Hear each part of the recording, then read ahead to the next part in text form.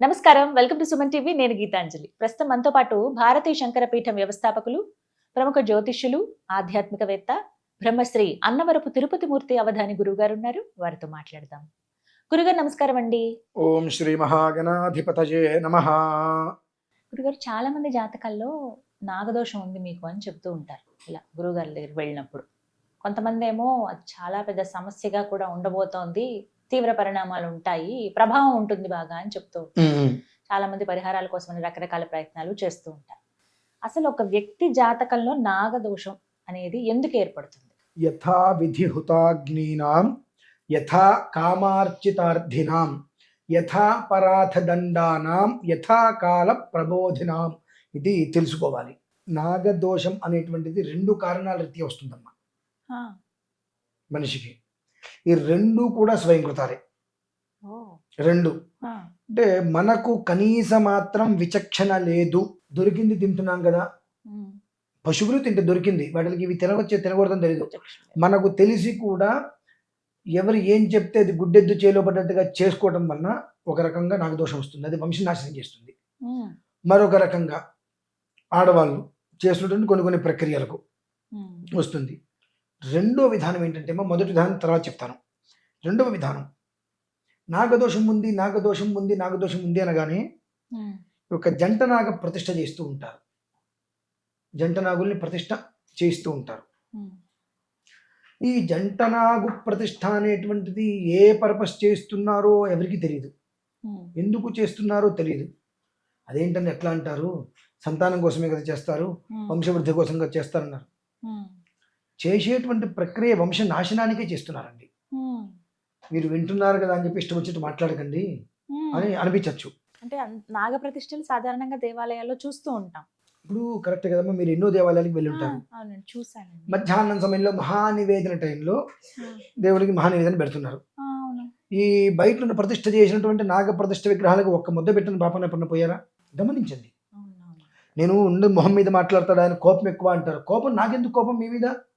నాశనం అవుతే అవ్వండి, ఆయన వద్దు నాన్న ఇది కరెక్ట్ కాదని చెప్తున్నా.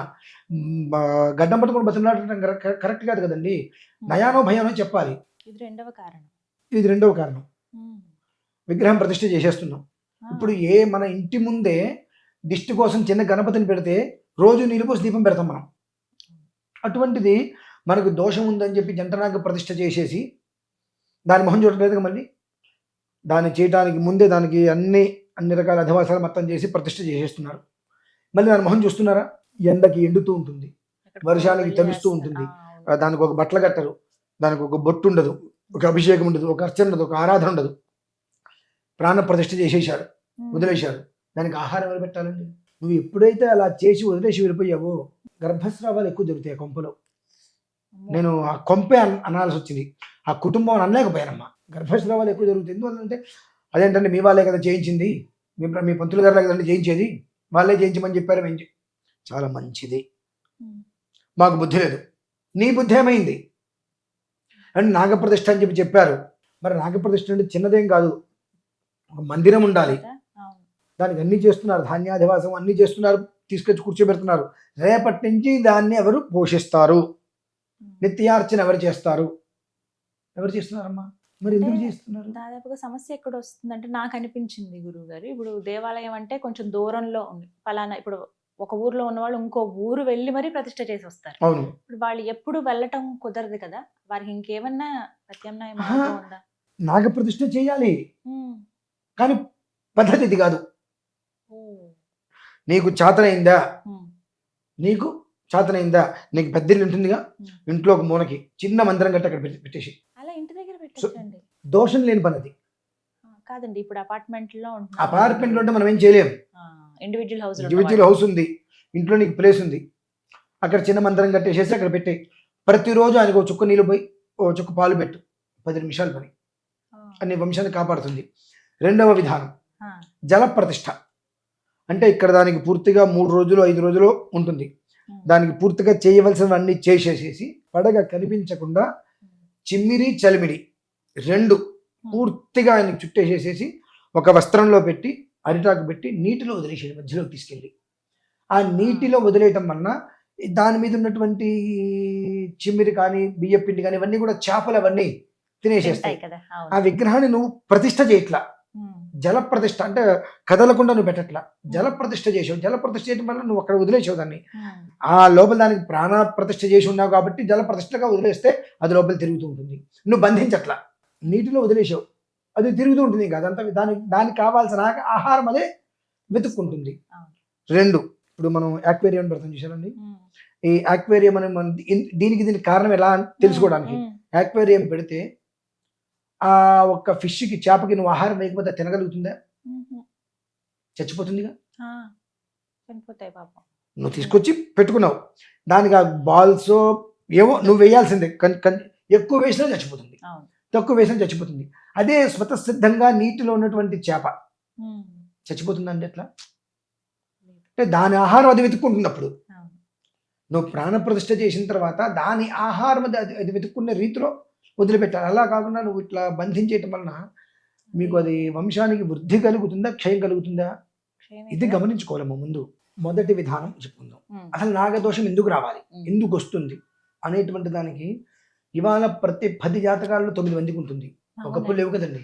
ఆహా, అంటే అంత లేవు అని లేవు, చెప్తున్నారా? ఇప్పుడే వస్తున్నాయి. ఎందుకు వస్తున్నాయి అంటే ఏదైతే ఆడవాళ్ళకి ఋతుక్రమం అనేది ఏదైతే వస్తుందో అంటే, ఆ ఋతుక్రమం అనేటువంటిది ఏ కారణం చేత వస్తుంది, ఆ 3 రోజులు కూడా వాళ్ళ శరీరంలో ఎన్నో మార్పులు జరుగుతూ ఉంటాయి. ఉమ్, ఆ మార్పులు జరిగినప్పుడు వాళ్ళకి బాగా విసుగు, చికాకు, ఇరిటేషన్స్ బాగా వచ్చేస్తూ ఉంటాయి. మౌనంగా ప్రశాంతంగా ధ్యానం చేసుకుంటూ ఒక పక్కన కూర్చోవడం కోసం అదొకటి. ఈ రోజులలో అవన్నీ కూడా పట్టించుకోకుండా రోడ్ల మీద పడి ఉద్యోగాలని చెప్పి వెళ్తూ ఈ టీవీలో చూపించండి ప్యాడ్స్ వాడేసేసి వాటిని రోడ్డు మీద పడేయటం వలన ఉమ్, కొన్ని పక్షులు తీసుకెళ్ళి వారి గూట్లో పెట్టుకుంటే ఆ గుడ్లు చనిపోవటం. ఉమ్, దీని వలన ఈ భ్రూణ హత్య అంటారు. ఇటువంటి వాటి వలన వాళ్ళకి నాగదోషం అనేటువంటిది ఏర్పడుతుంది. ఓ, చాలా తెలియకుండా, చాలా ఖర్చు లేకుండా ఆడుతూ పాడుతూ దోషం తెచ్చుకుంటున్నాం. తెలియక తెచ్చుకున్న దోషాన్ని ఎలా నిర్వీర్యం చేసుకోవాలో తెలియక మరలా దాన్ని ఇంకా ఉత్కృష్టంగా తెచ్చుకుంటున్నాం. ఉమ్, దీనికి సుబ్రహ్మణ్య షష్ఠికి సంబంధం అంటే లేదు.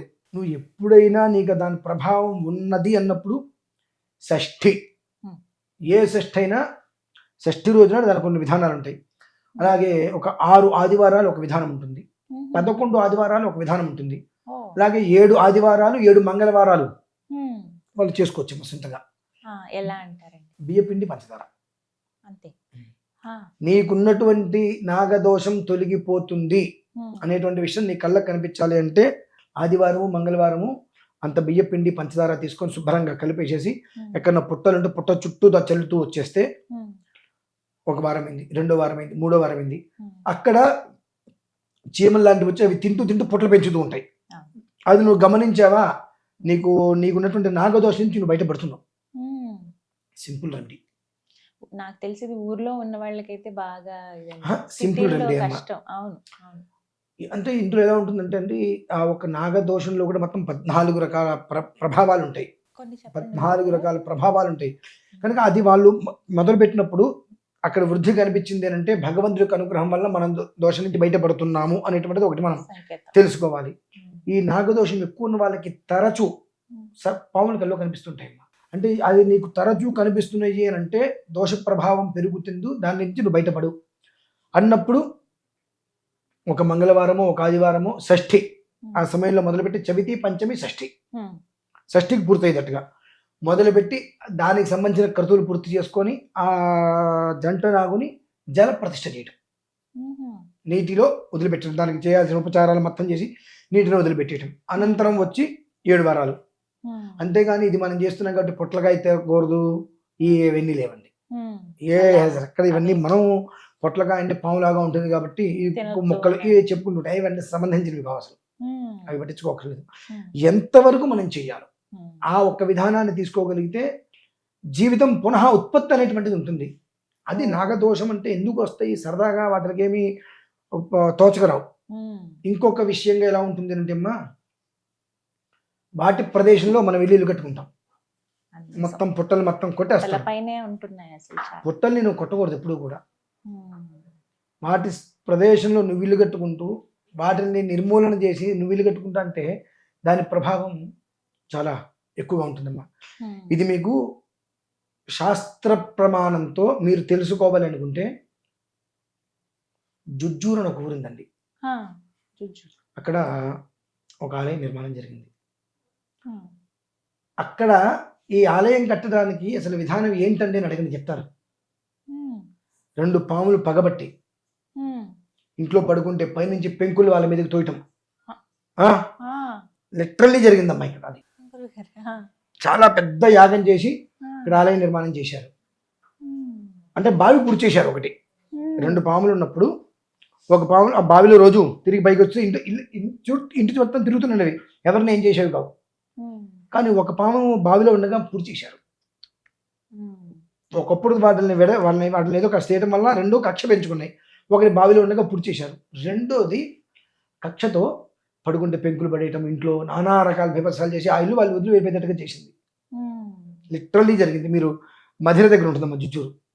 చిల్లకల్లు ఇంకా చెప్పాలంటే కంచికి చర్ల నుంచి రైట్ సైడ్ లోపలికి వెళ్తే మీకు జుజ్జూరు అని వస్తుంది. ఒక 5 కిలోమీటర్లలోపే అక్కడ ఉంది ఒక ఆలయం.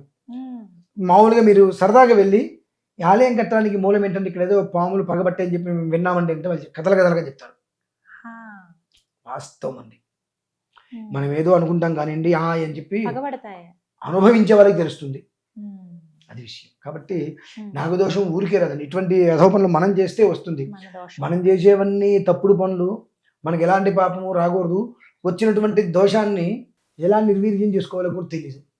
తద్వారా మళ్ళీ ఇంకా వంశాక్షయానికి మనం చేసుకుంటూ వస్తున్నాం. కాబట్టి జాగ్రత్తగా విని ఆచరించి ఇందు నుంచి బయటికి రావాలని కోరుకుంటున్నాను. చాలా చిన్న పరిహారం, అందరూ చేసుకోదగ్గ పరిహారం. చక్కగా వివరించారు గురుగారు. ధన్యవాదాలండి.